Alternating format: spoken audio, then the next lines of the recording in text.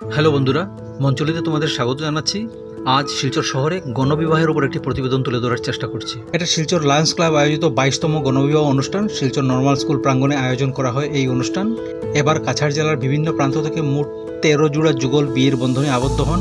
Normal school প্রাঙ্গণে উৎসবের মেজাজ ছিল। বিয়ে দেখতে বিভিন্ন প্রান্ত থেকে মানুষ আসেন এখানে। নবদম্পতিকে আশীর্বাদ করার পাশাপাশি এই বিশাল কর্মযজ্ঞকে চাক্ষুষ করাও তাদের ইচ্ছে ছিল। সবাই বিয়ের আনন্দ উপভোগ করার পাশাপাশি নবদম্পতিকে প্রাণ ভরে আশীর্বাদও করেছেন। এই বিবাহ অনুষ্ঠান ইতিমধ্যে গোটা অসমে সাড়া জাগিয়েছে। অন্য সংস্থাও এখন অসমে এ ধরনের অনুষ্ঠান আয়োজন করছে। রবিবার যখন শিলচরে ঘটা করে এই গণবিবাহ অনুষ্ঠান আয়োজন করা হচ্ছে, ঠিক তখন এমন আরও একটা অনুষ্ঠান আয়োজন করা হয়েছে শোনিতপুরে। সেখানে বিয়ের পিঁড়িতে একসঙ্গে বসেছেন 150 জন। এদিন শিলচর নর্মাল স্কুল প্রাঙ্গণে বিয়ের অনুষ্ঠান শেষ হয়ে যাওয়ার পর লায়ন্স ক্লাব কর্তৃপক্ষের তরফে নবদম্পতিদের আশীর্বাদ স্বরূপ 1 মাসের রেশন সামগ্রী, দাম্পত্য জীবন শুরু করার জন্য প্রয়োজনীয় গেরস্থালী সামগ্রী উপহার হিসেবে তুলে দেওয়া হয়। এছাড়া তুলে দেওয়া হয় বিয়ের অনুষ্ঠান উপলক্ষে মানুষ যেসব টাকা দান করেছেন সেই টাকাও। দানের এসব টাকা সমানভাবে প্রত্যেককে ভাগ করে দেওয়া হয়েছে। লায়ন্স ক্লাব কর্তৃপক্ষের ভাষ্য, দুর্বলদের পাশে দাঁড়ানোই তাদের লক্ষ্য।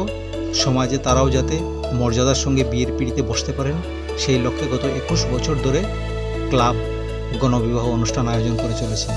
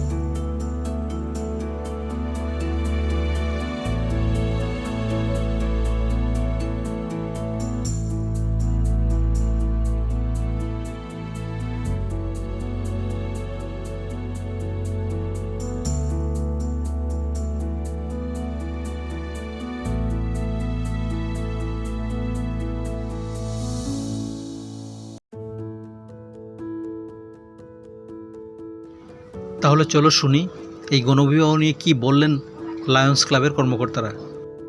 এই গণবিবাহটা আমাদের এই কন্টিনিউয়াস হচ্ছে 22তম গণবিবাহ। তার আগে 21 বছর থেকে আমরা চালিয়ে নিয়ে যাচ্ছি। এবছর 22তম বর্ষ। আজকে আমাদের এখানে 13 জোড়া দম্পতি তারা বিবাহ বন্ধন আবদ্ধ হচ্ছে। এই 13 জোড়া দম্পতি বরাকবিলির নানান প্রত্যন্ত অঞ্চল থেকে এসছেন এবং দূর থেকে বিশ্বনাথ থেকেও এখানে এসছেন এক মহিলা, যার বিয়ে হচ্ছে আজকে এখানে। এই 13 জোড়া দম্পতিকে আমরা এখানে বিবাহ যারা দিচ্ছি, এই প্রসেসটা করতে গেলে আমরা প্রায় মাস 3 সময় লাগে এবং এই মাস 3 থেকে আমাদের কাজ আরম্ভ হয়।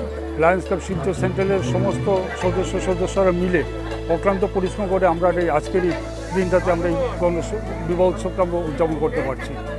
এই বিবাহ উৎসবে যেসব পাত্রপাত্রী আমরা সিলেক্ট করি তাদের প্রত্যেকে এই বিবাহের পরে আজকে আপনারা দেখতে পাবেন এখানে আমরা সব সাজিয়ে রেখেছি তাদের 1 মাসের রেশন, বিছানাপত্র, ঘর গৃহস্থলীর বাসনপত্র, মানে একটা লোকের জীবন ধারণের যা যা জিনিস আছে সমস্ত জিনিস দিয়ে আমরা দিয়ে দিই তার 1 মাসের রেশন সহ, যাতে করে তাদের এই 1 মাস চলার প্রতি কোনো কষ্ট না হয়।